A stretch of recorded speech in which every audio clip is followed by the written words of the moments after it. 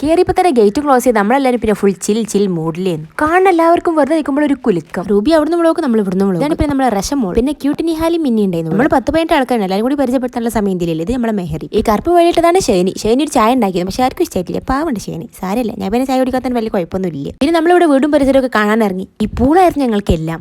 എന്റെ ചായ പോരായിട്ട് വേറെ ചായ ഉണ്ടാക്കി കൊണ്ടുവന്നിട്ടുണ്ടായിരുന്നു. പിന്നെ അപ്പുറത്തുള്ള സ്ഥലങ്ങളൊക്കെ അവിടെ കല്ലോണ്ട് ഇരിക്കാനുള്ള ചെറിയ സെറ്റപ്പ് ഒക്കെ ഉണ്ടായിരുന്നു. അതൊക്കെ ഇഷ്ടമായി. ഈ വലിയൊരു ബോർഡ് വെച്ച് കണ്ടിട്ട് ഞങ്ങൾ കാണാനാണ് പോണെന്ന് പറഞ്ഞാൽ മൊയിലിന്റെ ടീം ഓർഡർ. പിന്നെ മൊയിലിനാക്കൊരു പേടി, പുലി വന്നെങ്ങാനും നീന്തിക്കാണ്ട് അവളെ പിടിച്ചോന്നൊക്കെ.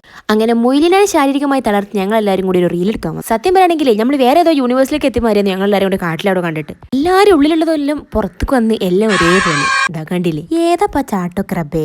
ഇപ്പോഴും നമ്മൾ റിസോർട്ടിൽ ഇതാ വൈകുന്നേരം ആയിട്ടുള്ളൂ കേട്ടോ. ബാക്കിയുള്ള എല്ലാ വ്ളോഗും ഞാൻ വഴിയേ ഇടും. ഞാനും ഷേനിയും കൂടി ഇല പറിച്ചാൻ പോയതാണ്. നമുക്ക് മസാല ഉണ്ടാക്കാണ്ടേ.